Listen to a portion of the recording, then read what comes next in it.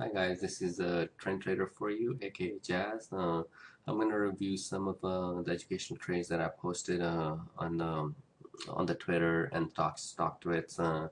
We'll go over them. First of all, this is where you can provide your email address and just click on this. Get your free trade alerts, weekly analysis, and you'll be in my system list. And from there on, you can keep on getting those free stuff basically. All right, so let's talk about my trades today. Now that a couple of my both of my babies are sleeping, so that's a good thing.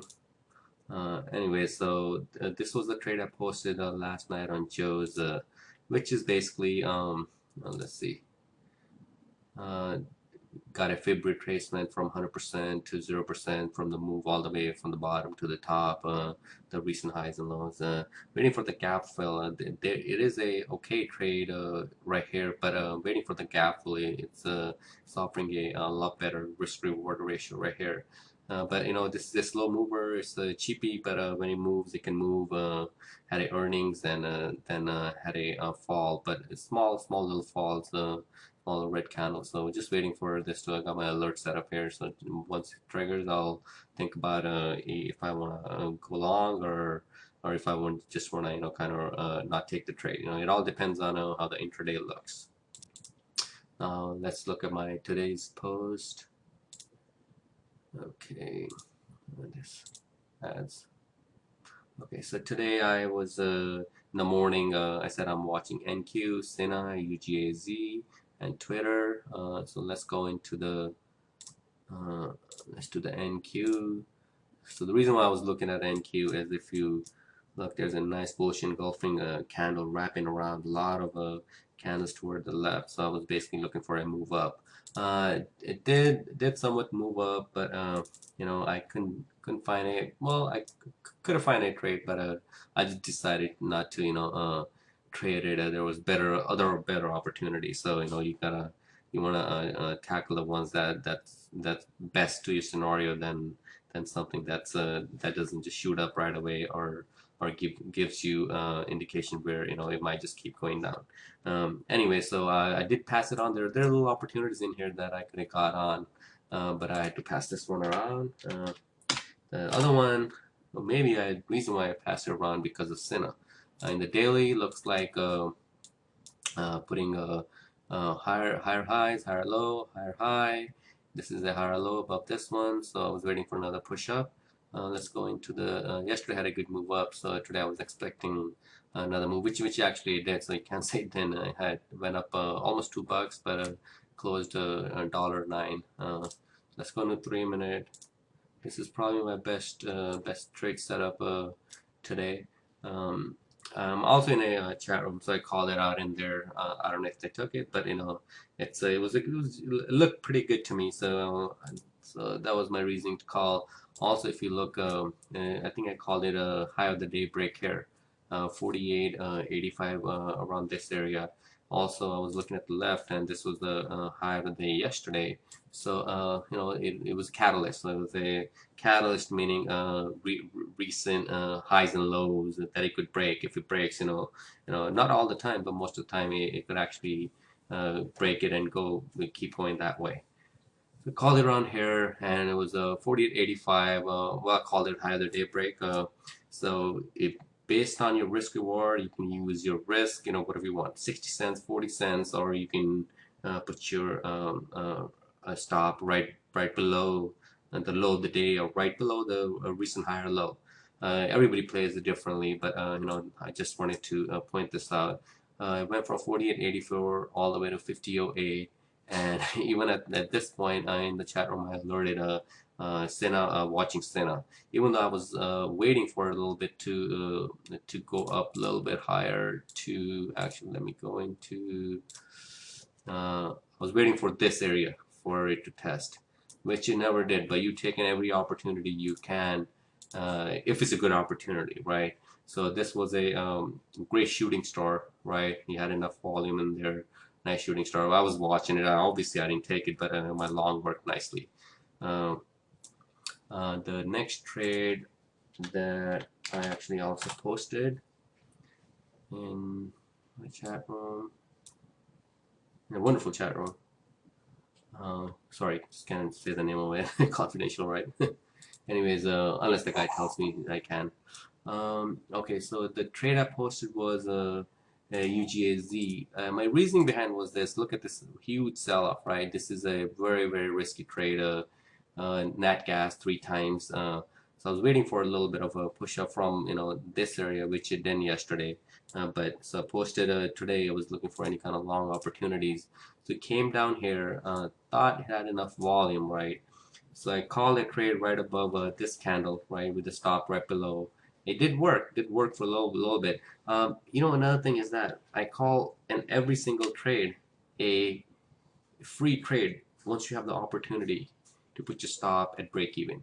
So if you got in here 1448 or whatever, 1451, went up to 1459, you had the opportunity. Excuse me, guys.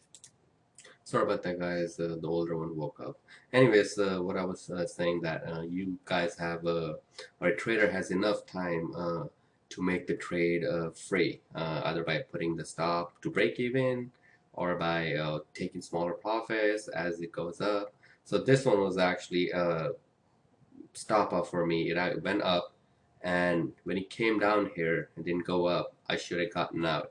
But we all make mistakes. I just wanted to hold it because I knew that it was probably gonna go up as because it made it a little higher high here. I was hoping for it to go up, but you know what? Hope and want and feel and might doesn't work in trading.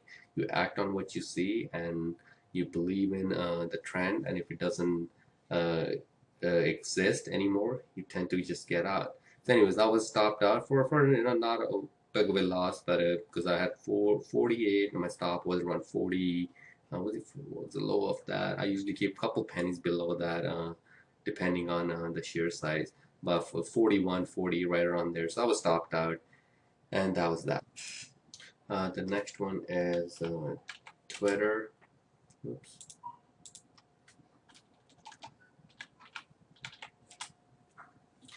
Twitter. I pointed this out on one of my emails that went out over the weekend about this hammer went up yesterday. It did show a really good move. Today kind of did make it high though, so that's a good thing. Didn't really do anything. I actually also I didn't do anything with this. I don't know if I even looked at it today because my alerts didn't go off. Okay, and the next one is Twitter, and let's see, what was that? Twitter, yeah, that's it. So, anyways, that was that, and then right after 5:30, 5:45, I typed in about Ruby. It came up on my scanning list. I said watching bounce for 9:15. Price gets there. So Ruby actually, again, I didn't. I looked at it once and then really didn't do anything with it. So go to daily. Okay, so daily, look at this. Beautiful, beautiful hammer. Just like a hammer we had in Twitter. I acted on this, but I didn't act on. Sometimes when you low price stocks, they don't tend to move that much. So, have a beautiful, beautiful day on it. So, but then again, I didn't take this trade, but I did pointed it out. It was an easy entry, but sometimes it's just that you have too much going on. You have other trades going on, the kids in the background, so you just take whatever you can. Then the next one that I talked about, I posted a chart on the COH breakout play. Sign up for that's just my newsletter, right? COH. So this is where I posted yesterday here, the breakout from. So today is actually, regardless how SPY did, it SPY spiders, right? Broke this trend line. It's trying to break it, and we could see a good move up. We could basically it could come down too, but I don't always love the trend line break plays. And sometimes the reason why is that because it it could be a fake breakout and it comes back down by stopping you out. What I'll do is I'll take a trend line break play and have it to come retest. So it takes it off, and let's just say, let me see. So let's talk about the short, right? So it's you take this short right around here, right? If this is you're shorting right below this horizontal line, and you're shorting right here. So what I'm saying is that you can short here, or what you can do, or you can short not first time, but the second time you retest the same area, you can short it. Reason why is that because once you short, it could be a fake short out. But the second time it comes in, it's more likely a certainty that it might probably work. Uh, More chances of working than here, more chances of getting stopped out. So you take your pick. Okay, so what else I posted? Watch FNSR above 2086 to break for another move up. Little volume would help. FNSR. So this is my post from a while back about this triangle. Break out of the triangle. We're looking for a target around here. Is it gonna happen? No, we don't know. But what we know is where our stops are. So anyways, this was mostly I'm a day trader, so all I'm looking for is the day trades. A few penny here and a few penny there, and sometimes you'll get a good runner. So that was 2086. 2086, the break of this, and I think I did type it in my room, but one of the chat rooms I belong to. So I did type a long above 2086 with a stop around. I think it was a 73. I said, but it worked for a little bit. I wanted a bigger move out of it, but you know, you can't get always a bigger move out of it. But anyways, so that was the trade on here. I'm not gonna tell you where I got out exactly, how I managed it. You know, that's just something extra. That's the educational extra that you can get right from me. Anyways, what's next? Next is talked about this beautiful pattern forming. The pattern says 1,000 words. Oops. Basically, you have a big enough buyers, small sellers, and you know, once again, this is a more of a educational talk. And then I talked about this as GILD. It was a big talk on stock. Everybody's talking about it. But what I wanted to give everybody a little analysis. So if you look at this GILD, right? Um, just talked about this. You know, you can read over it and see what makes sense. It was before the market today, and I think they have earnings tomorrow. But keep an eye on it. Keep an eye on it. So you know, we'll see what happens. Wow, I'm getting some views still. 171 views on it. Surprisingly, oh, this guy said something. Surprisingly, I'm not getting a whole lot of emails as far as my weekly analysis than my views. But you know, at least people are seeing it out there, so that's a good thing. What else? UGAZ. Then I tapped it again. UGAZ. I guess I just wanted a big move out of it, right? So UGAZ, actually this was 14, tapped around there that we're looking for a breakout play above 1431. It never did, so I was always safe. See how sometimes when I post some trades, I always make sure that the price ticks above a critical point where it will more likely suck in the buyers or suck in the short sellers or vice versa. Because at that point, you know that you're going with the trend. But when it never does, it actually is a lot more confirmation to your trade that it's actually going against you. So I might as well not even get in the trade. Okay, the last one I'll talk is DDD. DDD. This was also pointed out in one of the chat rooms. Well, the same chat room I belong to, and somebody pointed out that broke the support. But this is what I call support. This is not a support. This is where it's just a pivot. You know, this is what I call support, where actually it based and then it took off. So this was the trade that I'm going to the 3-minute. I did type this trade out, and this was my, believe it or not a big hole, a big run, home run on it, but for the time being, and to catch something that's fallen over $3 to 65, everybody fallen right 52.95, and call it trade, and calling where the reversal is, it's sometimes it takes a lot of expertise, but once you can start to see those, they keep on happening, and they actually give you a lot better risk to reward, because your risk is the smallest, and your reward is it could just keep going up, because it's sucking up all the short sellers. So anyways, I think my trade was long above 50 to 70. I think 50 to 70 or 70 to something like that, with a stop.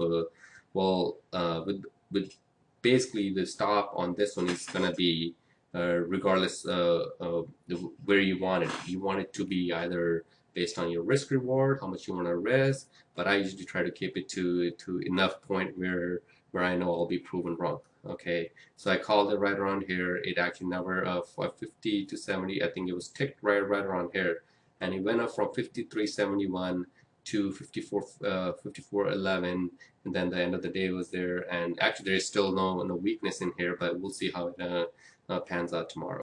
So that's it, guys. Wanted to just show you all this, and the reason why I'm showing you this, a lot of people talk about the trades, and it's all this hindsight. Yeah, of course, this worked, but show me that's working. So what I'm trying to show is, I call this trade out DDD look price. Actually, yeah, right here. DDD look to price bounce above 53.70, low risk idea. You take I prefer you take it in paper trade, but take the trade, learn what's going on, and then keep applying the same stuff. If it's working, you don't need to change anything. But if it's not working, maybe make some modifications. Okay, look for another couple, the non-lagging indicators that can actually help you. So trade of the day for me, after a couple stop loss, I had a stop, I remember UGAZ. Anyways, so this trade worked, even though it was small. 53.70 went to 54.11, but you know what, sometimes these trades work. Okay, there's one more trade that I posted in my room that I want to show you guys. Is actually was my second best trade after Sina. Okay, SPY. Let's just keep saying 3 minutes. This is what I called out in the room. I said, watch SPY from 197.87 to 198.2. Look for a bounce in there, right? It comes right in here. Look at this beautiful, call it a doji, high wave doji to be exact, the technical term for it, right? Your risk on this, the high of this is 198.08. Low of this was 198. Guys, you're risking 8 cents, give or take 3-4 more pennies, right? Put your stop here, a couple pennies down, put your entry maybe a couple pennies up. So let's just say 12-cent pennies, right? Keep watching, keep taking profits as it goes until you're actually proven wrong. You can take some off air, take some off air. Of course, this requires another set of skills, why and where you will take them off, or take the profits off. But that's exactly what I teach, guys. But this is my live trade that I called, and it worked. Got in more than enough time to either move your stop to break even, which is once you move your stop to break even, you're playing with the house money. And so basically, what you're saying is your trade is free, right? So either you can take it off at the top, or the recent resistance, right? The recent resistance was right around here, 138, 33, 34 area. You take it off there. Just put a limit order, take it off, or you trail it by a stop order. Anyway, so that was that. So yeah, that's exactly what I teach. Where to get in, where to get out, how to use stops, how to keep your profits running, and how to cut out your losers fast. Okay, and if you just go into my website, and you'll see the services I provide. Whatever it is, 401k forex, which this all applies the same. If you go in, go in here, you'll see exactly the planning process of AOP, how does it work, and my whole client learning plan. I do what you call online education. If you need to, of course, you can't come to me, but we can meet up online, and I'll show you exactly. You can share my screen, I'll share your screen, and we'll go over the whole learning criteria of what's best for you. Anyways, guys, just wanted to put this out, and hope everybody's taking benefit of my educational trades. You take it or not take it, it's your account. And then again, it's you want to basically stick with it, trading sim account or your paper account. I also posted a couple trades after hours, so check them out and see if you like any of them for your simulated trading. All right, guys, thank you, and I'll try to add more videos later on as this week goes.